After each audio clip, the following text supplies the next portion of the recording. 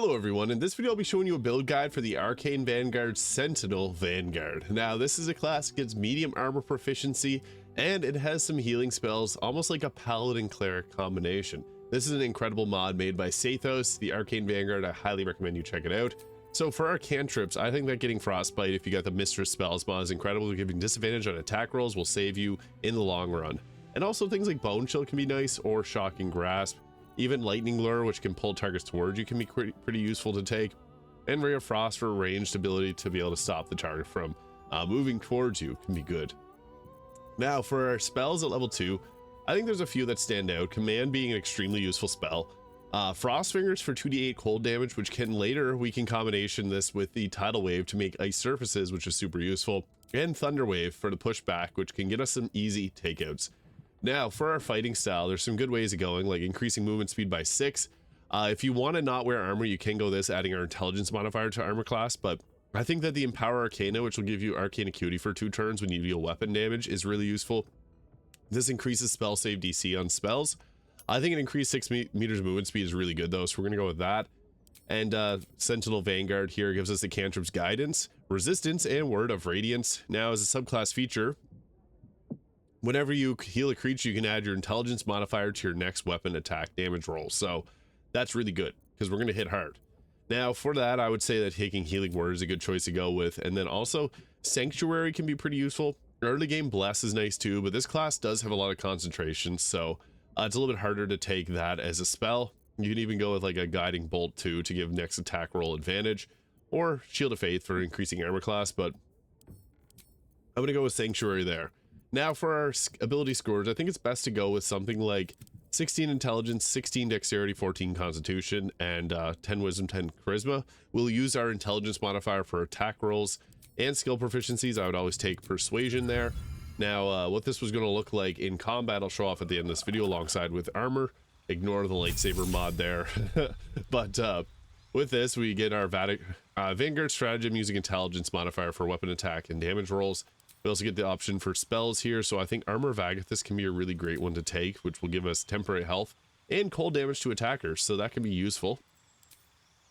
We also get another spell slot selection here, so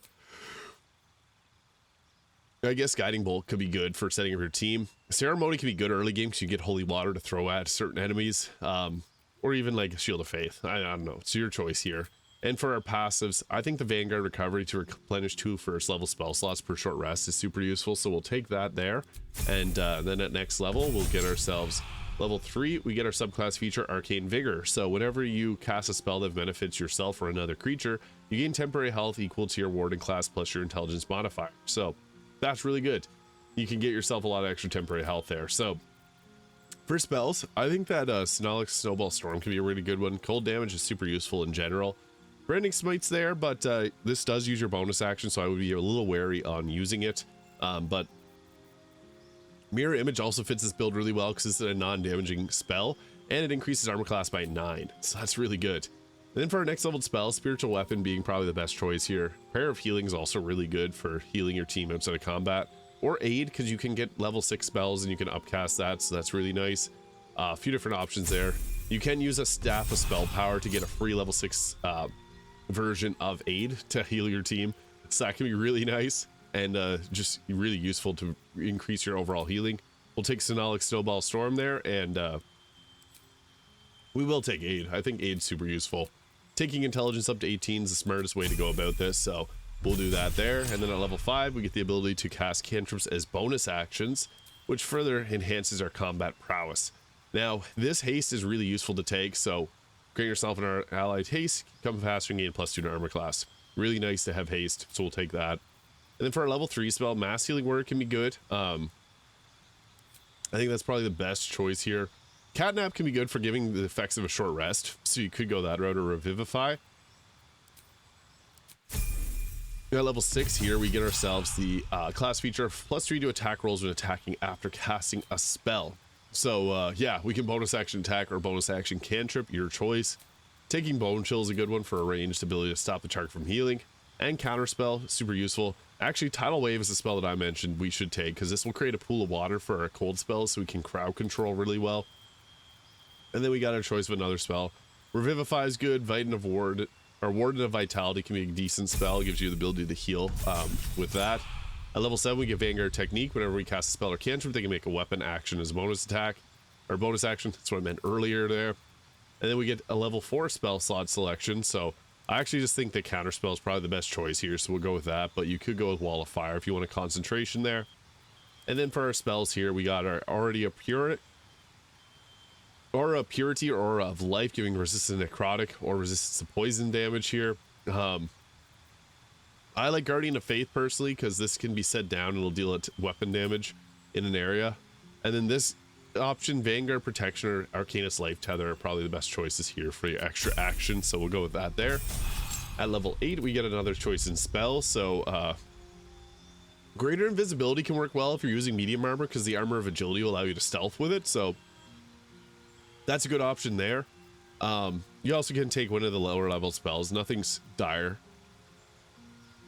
You could even go with Elemental Bane there to increase damage. I'm going to take Greater Invisibility. I think that works well here. And then for our next leveled spell, Oluk's Resilient Sphere is also pretty good. You could go with that or Prayer of Healing. We'll just go with Oluk's Resilient Sphere. And you got Death Ward too for another option. We'll take our intelligence up to 20 here.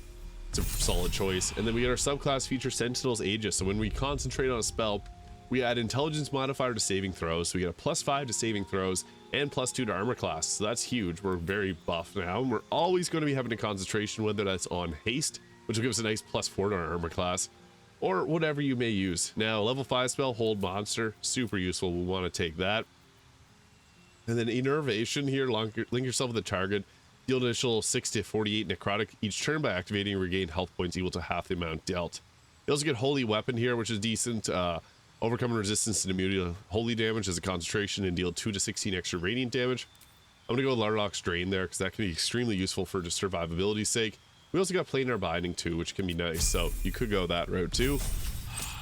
Level 10, we get Lubricated Spellcasting. You can cast level 1 spell without expending a spell slot after you kill a creature, so that's really nice. And then we also get another choice in level 5 spell. Dispel Good and Evil is a good choice, or a decent choice.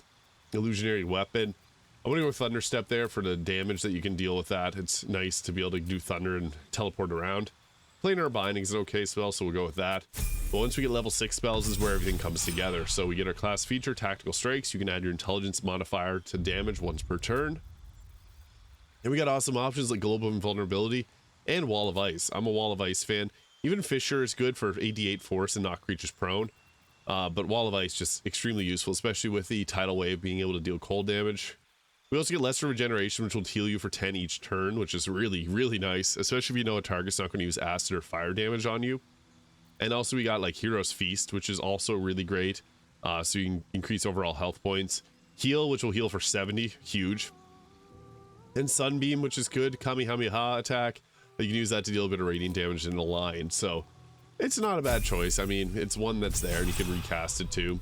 The next leveled spell, I think Global Invulnerability is super useful to take. And then we'll take Hero's Feast. Why not? I'll show you what's cool about that. So we'll also take Alert here. Now, what's nice is we can give ourselves a ton of extra health. I'm not going to go to a level 13 build. But what we typically want to do with this is I'll just rearrange my bar here. So what we want is we want to take out... So obviously not using this lightsaber here. So we can take the Staff of Spell Power.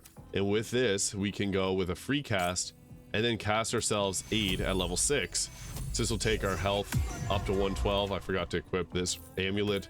So 160 health, and then on top of that, we also can add...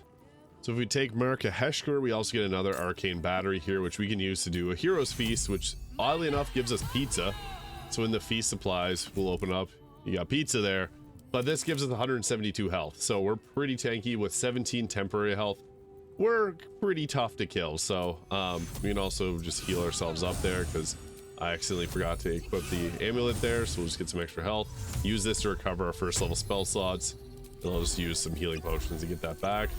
So yeah, 172 health, that's pretty good. We're very tanky. This is on Tactician Enhanced difficulty mode, so for gear, I like to go with the Evasive Shoes, Helldust Gloves. We can also go with the Armor of Agility, because this is going to be based on our dexterity, so we can actually get a pretty decent armor class of 23. Then we'll equip a shield as well, and then go with the Falar Aluve weapon, or Falar Aluve weapon, Also, Nyralda is not a bad choice for a weapon there, glowing. Infernal Rapier will give us a Cambion, which can be nice to use too. So it's personal preference here for weapons. We use intelligence for our attack modifier, so Baldur Alluve there, pretty good. And then with this, we'll also want, I guess, the ability. With this, we'll also have the Hellrider Longbow for +3 to our initiative. Mask of Soul Perception +2 to attack rolls. However, you could also go with the Hood of the Weave, because this will give us increased spell save DC, which will really help out here with landing our commands. Armor class +1 from these 3 items here, Ring of Protection Boots and the Cloak. Armor of Agility, Baldur Alluve, the Viconia's Walking Fortress for 26 armor class.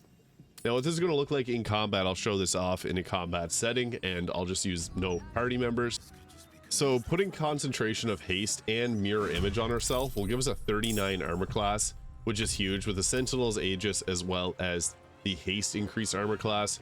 So we're very tanky. We're likely not to get hit very often. And with this, we can then cast our spells and do a lot of damage with them. We can't use any concentration, so that's the only unfortunate part. But we have the ability to use things like our Bone Chill here for stopping the target from healing, so we can drop that on them. And then with this, we also got our Guardian of Faith, which is kind of nice. These enemies will resist the radiant damage, but it's there just to be able to bottleneck them. And you can also go a little bit crazy with this and then go ahead with like Thunder Wave if you wanted to push an enemy back. So I guess I'll try to limit this to just hit them. So yeah, with this, ooh, I guess we'll go like that just to knock them bonk. So that sent them flying, and then we can use this and move back here. So cool, we'll end our turn there. The thing with Thunder Wave is anytime you can take an enemy out like that, it's probably the best option that you got, because being able to take an enemy out without like any type of damage having to be applied to them, you can just shoot them off the ledge, and that's really, really useful. So I have a lot of fun with using that, so highly recommend that you do that as well. She's gonna Shadow Step and probably cast something on. Yeah, that's fine. They're immune to blindness anyway, so yeah, we'll get out of the darkness here. And we can also attack too. Like, we don't have to focus on just doing melee, or don't have to focus on just doing spells. But one of the best ways about doing this is going with the command Grovel and upcasting it so that we can control everyone on the battlefield. So upcast to 2 so we can take out them and them. 90% chance, yeah, we got them, and that breaks their concentration. So with that, that was only one of our actions, so then we can next use our next action to see you later, bonk, and send them flying. Oh, he saved on the displace. That's unfortunate. But we also got a spiritual weapon, so we can drop this in. What's nice about spiritual weapon is it has the ability to daze a target, which will make your commands much more likely to land, and hold person too, so if you want to go that route. But our Shadow Aegis there, Guardian of Faith, can't do anything. Command is going to be one of our best spells because we have a high spell save DC, even higher if you took the bonus that gives you a higher spell save DC when you go with a weapon action. So another way that we can deal damage is going with a tidal wave here. So we'll drop this down. It's going to knock them prone too and create a water surface. So we can go ahead here with going with Frost Fingers. I guess we'll just hit him with the Frost Fingers, or I'll move out of the water pool and go Frost Fingers, bonk, and create a oh, it didn't work for whatever reason. Yeah, normally it would turn the water into ice. I guess there is ice just around him. I don't know what on there, but then we can also, I guess I'll go back and we'll do a level 1 thunder and try to knock him off the edge again. So try to go swimming with the fishes and see you later. All right, there we go. Save failed, thunder wave, goodbye. And then we can just move ourselves back because we got haste, so we got a lot of movement speed, and they're knocked prone with water, so typically we would have turned that into ice. We can go ahead with concussive smash. Hopefully that daze are perfect, so when they're dazed they have disadvantage on wisdom saves, and with that we can land our commands much more likely. So she tried to hit us, mirror image blocked it, and she was beckoning darkness on that for whatever reason. So yeah, that was a good turn. Now we'll run back up, and there's a bunch of water set up, so we can get right in close here and use our Frost Fingers. And since we haven't cast any high level spells, we may as well upcast that and hope for the best here. That took them both out. Crazy. So yeah, we want to create surfaces as much as possible. Bottleneck with Guardian of Faith and our spiritual weapon.